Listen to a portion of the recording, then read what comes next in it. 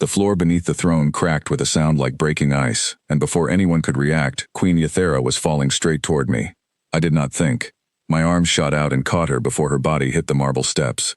Her wings flared in shock, her hands gripped my arms, and for one full second, the Queen of the Vantric Empire was sitting in my lap in front of 400 nobles. Then the shouting started. Guards moved in from every side, spears raised, eyes locked on me like I had just committed a crime.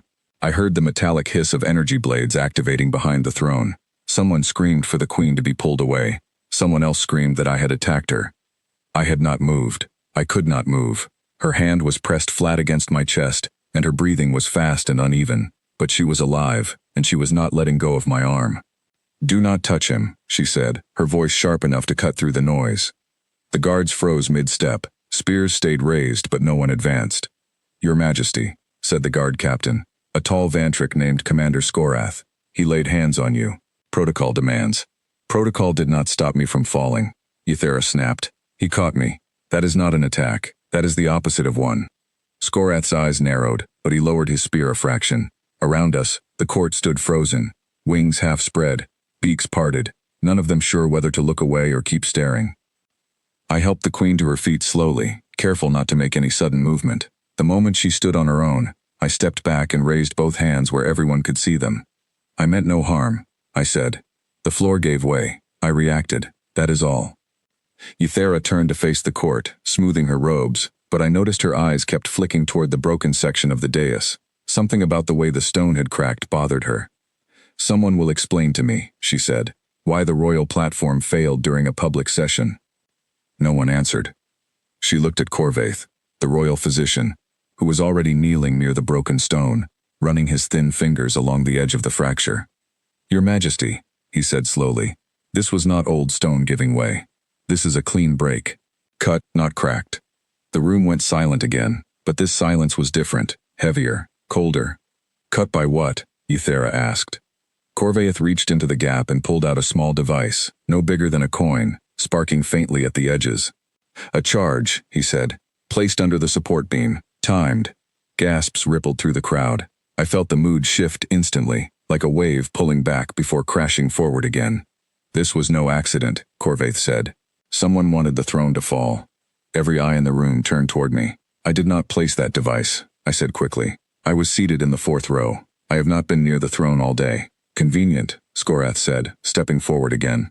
"A human happens to catch the Queen the very moment her throne is sabotaged. Perhaps he knew it would fall. Perhaps he wanted to appear as her savior." The accusation landed like a slap. Murmurs rose around me, suspicion spreading fast through the crowd the way fire spreads through dry grass. "If I wanted the Queen hurt," I said, keeping my voice steady, "I would not have caught her. I would have let her fall." "Or you staged the whole event to win her trust," Skorath said. "Humans are known for clever tricks." "That is enough," Ethera said. But Skorath did not stop. He turned to the court, spreading his arms wide. "Members of the council," he said, "we cannot ignore what has happened here. Our Queen was nearly killed. A device was planted beneath her own throne. And the only person close enough to benefit from this chaos is the human ambassador. I say we hold him until the truth is found." Some nobles nodded, others whispered among themselves, unsure. The mood in the room had turned against me faster than I expected, and I could feel it pressing down like a physical weight. Ethera raised her hand for silence, but before she could speak, another voice cut through the hall. "Wait." A woman stepped out from the human delegation seats near the back of the chamber. Grace Bennett, our security liaison, moved quickly down the aisle, her boots echoing against the stone floor. "I can prove the ambassador had nothing to do with this," she said.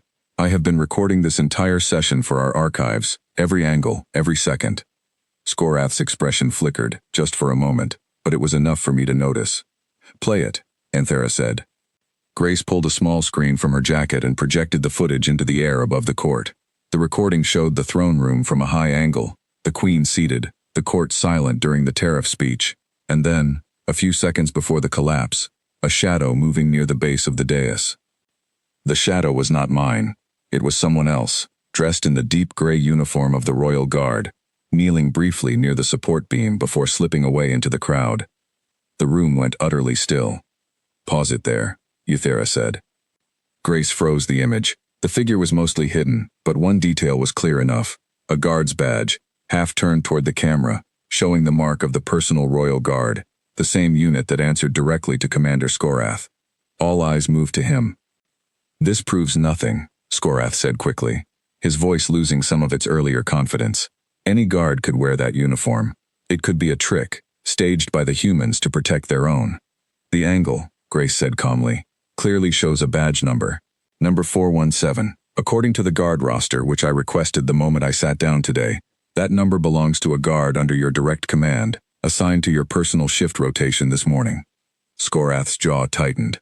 For the first time since the chaos began, he looked less like a commander and more like a man who had just realized the walls around him were closing in. "I demand a full investigation," he said, trying to steady his voice. "This footage could be altered. It could be checked against the guard station logs within the hour," Ethera said. "If you are innocent, Commander, you have nothing to fear from that." Skorath said nothing. His hand moved slightly toward his belt, and I saw the flash of metal before anyone else did. "Down," I shouted, pulling Ethera by the shoulder just as Skorath drew a short blade and lunged toward the throne. Guards around us reacted a half-second too late. Skorath was fast, faster than I expected for a man his size, and he crossed the distance to the throne platform in 3 quick strides. I stepped between him and the Queen without thinking. His blade caught the edge of my sleeve, tearing the fabric, but I grabbed his wrist and twisted hard, forcing the weapon from his grip. It clattered across the stone floor. 2 guards tackled him a second later, pinning him to the ground as he thrashed against their grip, shouting something about the Empire being weak, about humans corrupting the throne, about how someone needed to act before it was too late. The chamber erupted into noise again, but this time it was not confusion. It was outrage, aimed squarely at the man now being restrained on the floor. "Take him to the lower chambers," Ethera said, her voice steady despite everything that had just happened. "He will answer for this before the full council." The guards dragged Skorath away, his protests fading as the doors closed behind him. For a moment, I thought the danger had passed completely, but a sudden shout from the corridor outside the chamber told a different story. A second guard, one who had been standing near the side entrance, broke away from his post and sprinted toward the same corridor where Skorath had been taken. Grace noticed him first. "He is heading for the holding cells," she said, already moving. I followed close behind her, weaving through startled nobles who scattered out of the way. The corridor outside the throne room was narrower than I expected, lined with tall doors leading to smaller chambers used for private council meetings. Ahead of us, the fleeing guard had reached the 2 soldiers escorting Skorath and was trying to force his way between them, reaching for a small keycard clipped to his belt. "Stop him!" Grace shouted. The guard did not stop. He shoved one of the escorting soldiers aside and grabbed Skorath's arm, trying to pull him free. I closed the distance in a few quick strides and caught the fleeing guard by the shoulder, spinning him around before he could pull Skorath any farther. He swung an elbow toward my face, but I ducked under it and pinned his arm behind his back, pressing him against the wall. He struggled hard, stronger than I expected, but the extra soldiers arriving behind us made the outcome clear within seconds. They pulled him off me and forced both his arms behind his back, securing him beside Skorath, who looked more furious about being caught a second time than about being caught at all. "You said this would work," the guard hissed at Skorath. "Silence," Skorath snapped back, but the damage was already done. Every soldier in that corridor had heard him. Grace exchanged a look with me, both of us breathing slightly harder than before. "Not exactly alone, after all," she said. The commanding officer of the palace guard arrived moments later, alerted by the noise, and took both prisoners into deeper custody, separating them so they could not coordinate their story. Whatever Skorath had planned clearly involved more than one loyal follower willing to risk everything to protect him, which meant the investigators would have a longer night ahead than anyone had expected. By the time we returned to the main chamber, the nobles were whispering to each other, some glancing at me with expressions that had shifted from suspicion to something closer to gratitude. Ethera turned to me, her golden eyes studying my face carefully. "You saved my life twice in one afternoon," she said, "first from the fall, and now from the blade." I only reacted, I said. "Anyone would have done the same." "No," she said, "not anyone. Many in this room stood still while a blade came toward their queen. You did not." I did not know what to say to that, so I said nothing. Corvaith approached, holding the small device he had pulled from beneath the dais. "This charge was designed to weaken the support beam just enough to cause a fall during a public session," he said. "Timed to activate exactly when the queen would be seated and vulnerable, in front of witnesses, in front of the human delegation. If the ambassador had not caught her, Your Majesty, the fall alone could have caused serious injury on solid marble." And if I had been injured in front of the human delegation, Euthera said slowly, piecing it together. The story told afterward could have easily been twisted. A failed treaty. A queen wounded during a session with humans present. Enough doubt to turn the council against the alliance. Exactly, Corvaith said. This was never simply an attempt on your life, Your Majesty. It was an attempt to break the treaty itself, using your fall and the ambassador's presence as the spark. The pieces clicked together in my mind as well. Skorath had not wanted to kill the queen outright, not in a way that could be traced directly to him. He had wanted an accident, one that could be blamed on chaos, on human interference, on anything except his own hand. If I had not caught her, the fall might have looked like nothing more than bad luck and old stone. Instead, his own guard's shadow on the recording had undone the entire plan. Grace stepped closer, folding the small screen back into her jacket. Commander Skorath likely believed no one would question a simple structural failure. He did not expect a security recording running from an angle he could not predict. Fortunate for all of us that you were recording, Euthera said. Standard procedure for any high-level session, Grace said. We record everything now. After the last 2 attempts to disrupt trade negotiations, it seemed wise to be careful. Euthera nodded slowly, then turned back to me.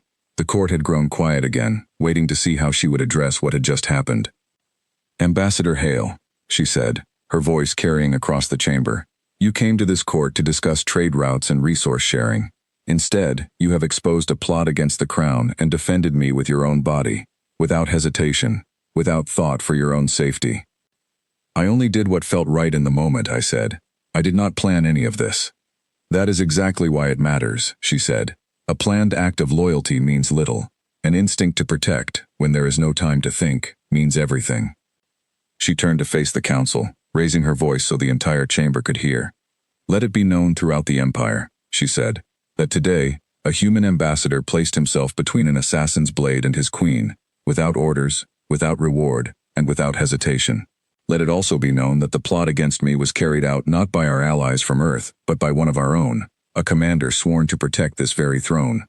The murmurs turned to something closer to applause, wings rustling in a gesture I had learned meant approval among the Vantric. Even the nobles who had looked at me with suspicion moments earlier now seemed to see me differently. Instructor Fine, the head of ceremony, stepped forward hesitantly. Your Majesty, given the events of today, perhaps the treaty discussions should be postponed until order is fully restored. No, Euthera said firmly, we will not postpone them. If anything, today has shown exactly why this alliance matters. An enemy within our own walls tried to break it before it could even begin. I will not give him that victory, even from a prison cell. She turned back to me. Her expression had softened slightly, though her posture remained regal and composed. Ambassador, will you continue the discussions this evening, as planned? Of course, Your Majesty, I said. If you are willing, so am I. A faint sound came from her that I had come to recognize as something close to a laugh, quiet and controlled, but genuine. You are a strange creature, Daniel Hale, she said, warm to the touch, quick to act, and somehow calm in the middle of chaos that would break the nerves of seasoned generals. Where I come from, I said, we call that Tuesday. That earned a stronger reaction, a short burst of sound from several nobles nearby that I could only describe as surprised laughter, quickly stifled but not quiet enough to hide. Grace caught my eye from across the room and gave a small nod, the kind that said the danger had passed, at least for now. I nodded back, feeling the tension in my shoulders finally start to ease. The guards finished clearing the broken section of the dais, and workers arrived within minutes to begin repairs on the throne platform. The court slowly returned to some version of order, though the energy in the room had changed completely. Where there had been formality and distance before, there was now a current of something new, cautious curiosity mixed with quiet respect. Euthera took her seat on a temporary chair set beside the damaged throne, her composure fully restored, though I noticed her eyes still drifted occasionally toward me during the remaining proceedings, as if she was still trying to understand exactly what kind of creature had caught her when the floor gave way. Later that evening, after the council had been dismissed and the guards had finished questioning several of Skorath's known associates, Grace found me near the private terrace outside the diplomatic wing. You know, she said, leaning against the railing, when I signed up for this post, I expected trade discussions and long meetings. I did not expect assassination plots on day one. To be fair, I said, neither did I. You handled it well, she said.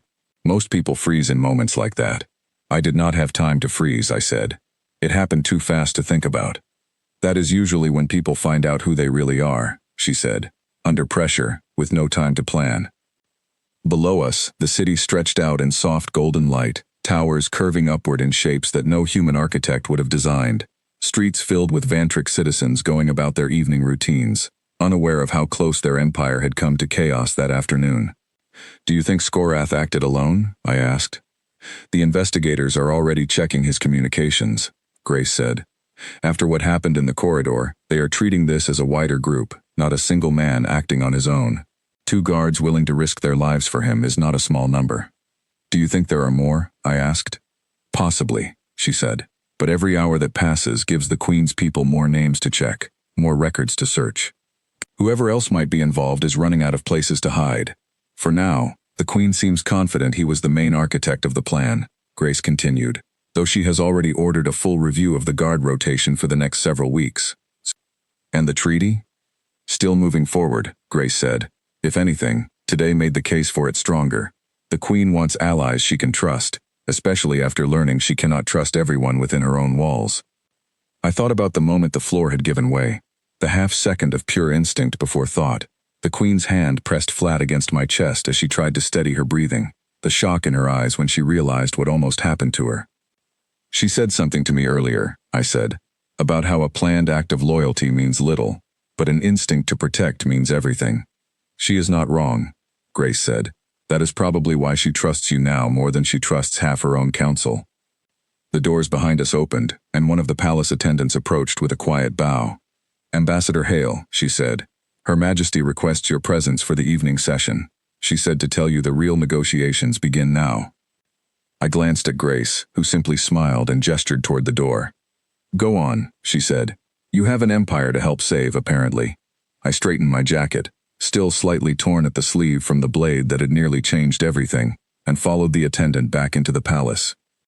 The corridor leading to the private council chamber felt different from the one I had walked through only a few hours earlier. Guards along the walls stood straighter as I passed, some giving a small nod that had not been there before. Word of what happened in the throne room had clearly spread through the palace faster than I expected. Inside the chamber, Queen Yathera was already seated, reviewing a stack of documents with Corvaith standing quietly beside her. She looked up as I entered, and for a moment neither of us said anything. You came, she said. You asked me to, I said, and there is still a treaty to finish. After everything that happened today, she said, many humans would have left this palace and never returned. Where I come from, I said, walking away in the middle of a crisis is not something we are known for. She studied me for a moment longer, then gestured toward the seat across from her, the same simple chair I had been given during our very first meeting, days before any of this began. Then let us finish what we started, she said, properly this time, without falling furniture. I sat down, and for the first time since the floor gave way beneath her throne, the room felt calm. Outside the tall windows, the city lights of the Vantric capital stretched into the night, unaware of how close everything had come to falling apart that afternoon, and unaware of how much stronger the alliance now felt because of it. Skorath had wanted to break the treaty before it could grow roots. Instead, his own plan had done the opposite, exposing the cracks within his own ranks, and giving the Queen a reason to trust an outsider more than she trusted men who had served her for years. An empire built on old suspicion was slowly learning to trust something new, and a single instinct, faster than fear, had already begun to change the course of 2 civilizations, one quiet conversation at a time.